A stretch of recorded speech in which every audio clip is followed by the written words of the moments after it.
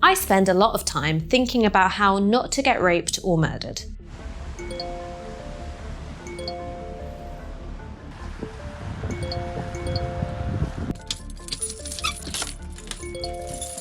I do all these things knowing that sexual assault by a stranger in a public space is relatively uncommon. 90% of rapes are committed by somebody known to the victim. 60% of victims are attacked inside a building and 31% in their own home.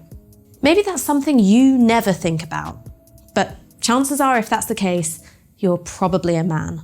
It is pretty reasonable to think about this kind of stuff when you're a woman or perceived as one. 97% of women in the UK aged 18 to 24 have been sexually harassed. A fifth of women have experienced some type of sexual assault since the age of 16, and we have 100% of men turning around saying, "It wasn't me." But how the media covers violence against women also has a distorting effect on how we think about risk. And that distorted perception can lead to all kinds of nonsense, where women's freedoms are curtailed in the name of keeping them safe. You can take precautions. You have to look at the place you're in, what you wear, and how much you drink. Also be alert. Don't be in your phone. Don't make eye contact. Maybe cover the flesh a little more. Some of this is familiar. Despite the first Reclaim the Night marches being organised over 45 years ago, police forces in the UK are still telling women not to walk home alone at night. Following the disappearance of Sarah Everard, who was killed by a serving member of the Metropolitan Police, reports emerged of police going door to door in the area she disappeared, advising women not to go out alone. In recent years, the Metropolitan Police have advised women not to use earphones or carry their phones if out alone, but also, in other instances, carry their phones in their hands just in case. It would be laughable if it wasn't so insulting. In the face of predatory behaviour and abuses of power, women are instructed to modify our own behaviour in ways which can often contradict one another. But this emphasis on the idea of women being inherently at risk when they're outside of the home has had a powerful impact on how we feel about it.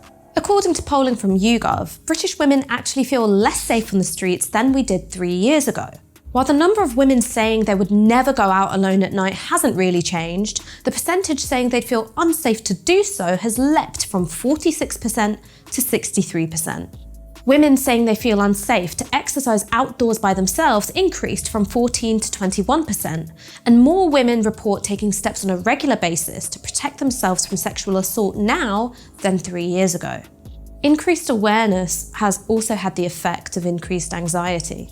And this gap between knowing there's a need to protect ourselves but not knowing exactly how is ripe for exploitation by predatory forces, seeking to exploit women's fears in order to expand their own power. After it emerged that a serving Metropolitan Police officer had been charged with the kidnap and murder of Sarah Everard, the government briefed the media that plainclothes police officers would be assigned to pubs and clubs and bars in order to keep women safer. On New Year's Eve, the Metropolitan Police swabbed partygoers for signs of recreational drug use in Shoreditch. But when criticised, they said that this was part of their strategy to crack down on violence against women. And this was despite the fact that the swabs did not test for commonly used date rape drugs like GHB or ketamine, and the only person who ended up getting arrested was a woman.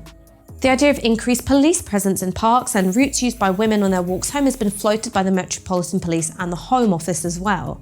So, after a Met police officer kidnapped, raped and killed a woman on her walk home, even using his real warrant card and his handcuffs to get her into his car, the solution is more undercover cops in clubs and on walking routes, and more intrusive powers for those cops. When it was suggested that women might actually have good reasons to feel wary of police after news had emerged of Wayne Couzens' arrest, the Metropolitan Police advised women to flag down a bus if they felt unsafe in the presence of a police officer.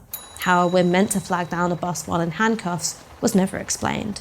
But it's not just the police using violence against women as an excuse to expand their power. Earlier this year, it was reported that a drone company was about to submit a technical report to the government outlining plans for a rollout of drones to protect women on our walks home. Under the scheme, women could summon a drone to them by using an app on their phones, which would then use spotlights and thermal imaging to deter would-be attackers. So, instead of potentially being followed home by a man, I could definitely be followed home by a drone beaming my data to God knows who. And that definitely sounds like the kind of thing women want to keep themselves safer. Rape culture refers to the idea that sexual violence isn't an aberration, and all sorts of structures and norms go towards supporting its prevalence. Some of these norms involve dismissive attitudes towards sexual violence and harassment, saying boys will be boys, or I'm sure he didn't mean it, or it was just a bit of fun. Others involve social attitudes and policy responses, which put the burden of rape prevention on women's shoulders, dictating what to wear, where to walk, and when not to go out.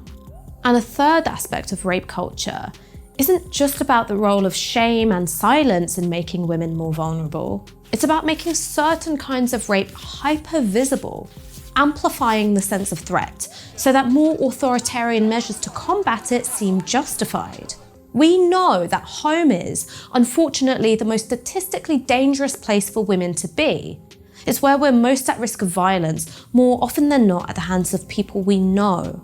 But the emphasis on stranger attacks on the street form an excuse to police and surveil public space. Drones, drug swabs, and cops in the club, none of these things actually have anything to do with women's safety. It's about cynically weaponizing our fears to curtail people's freedoms, including, crucially, our own.